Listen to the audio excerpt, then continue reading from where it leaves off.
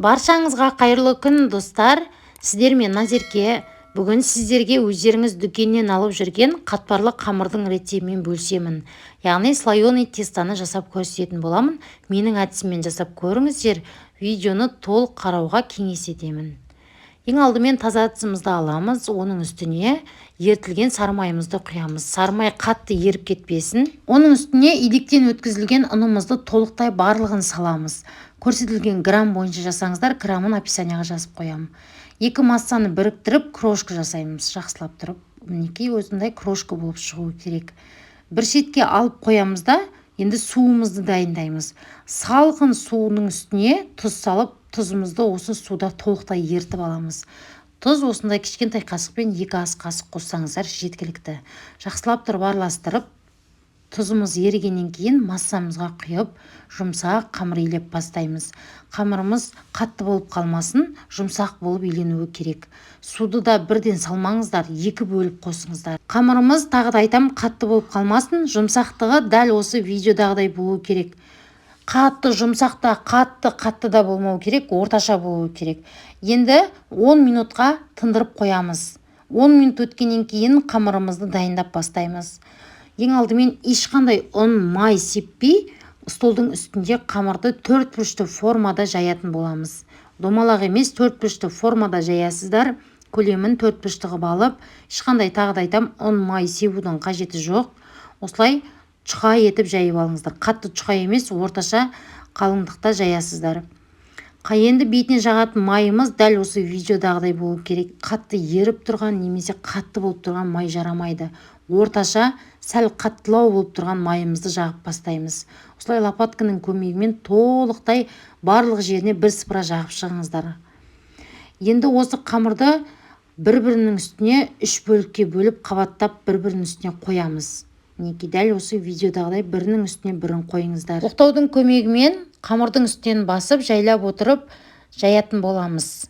Дәл жаңағы бірінші формадағыдай сияқты 4 бұрышты қылып қалыңдықта жаямыз.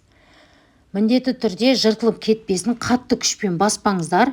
Жай ғана оқтауды жүргізіп отырып жаясыздар. Тағы да дәл осы видеодағыдай 3 қабатқа қаптап тағы қоямыз.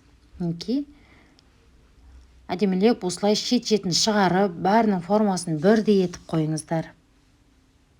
Тағы да оқтаудың көмегімен толықтай жайып аламыз. Үстінен бассаңыздар, ол жұмсақ қамыр болғаннан кейін өзінен өзі жайылып кете береді. Енді 3-ші рет тағы да бірінің үстіне бірін қоямыз. Бұл біздің 3-ші процесс.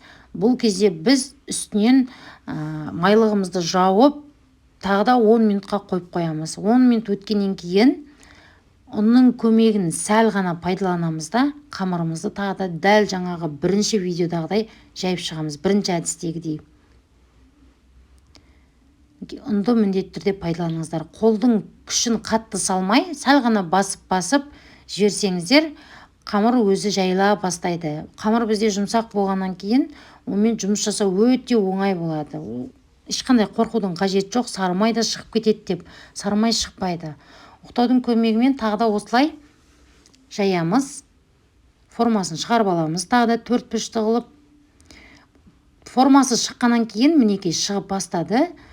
Тағы да біз бірінің үстіне бірін қойып 10 минутқа дәл бірінші әдістегідей демалдырамыз. Бұл бізде соңғы әдіс. Сонда сіздер 5 әдіспен осы әдісті қайталап шығасыздар. 3 рет жайып, 2 рет осылай ұнның көмегімен жайып, сонда 5 рет дәл осы әдісті пайдаланасыздар. Ұнның көмегін соңғы рет пайдаланып, қамырымызды толықтай жайып аламыз. Қатты чұқа болып кетпесін, орташа қалыңдықта жаямыз. Осы соңғы жайып атқан қамырымыз сондай икемді қамыр болады. Ешқандай сіздерге қиындық тудырмайды, өзімен өзі жайылып кетеді. Яғни бізде осы күнге дейін 5 рет әдіс жасаған кезде қамырымыз толықтай бойына майды сіңіріп алды уже. Видеоны әдейі ұзақ қылдым. Толықтай осындай 4 бұрышты формада жайып алыңыздар.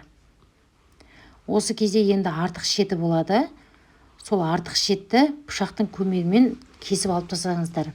Бұл бізді формамызды онша қатты әдемі қылып көрсетпейді, алып тастамасаңыздар. Енді теңдей 3 бөлікке бөлсеңіздер болады. Немесе 4 бөлікке бөлсеңіздер болады. Оны өздеріңіздің қалауларыңыз. Мен мысалы 4 бөлікке бөлдім. көз мөлшермен бөліп жатырмын. Негізі сызғыштың көмегімен бөлсеңіздер болады. Қараңыздаршы, слой, яғни қатпарларын қараңыздар. Міндетті түрде сіздерде де осындай болып шығады. Прям керемет, енді дүкендегіден де керемет болып шығады. Бар жоғы сіздің 30-35 минут уақытыңызды алады. Міндетті түрде жасап көруге кеңес етемін. Самса жасауға, курасан жасауға өте жарамды қатпарлы қамыр. Міндетті түрде жасап көріңіздер. Егер видео пайдалы болса, менің каналыма жазылып, осы видеоны достарыңызға жіберіп қойыңыздар. Сау болыңыздар.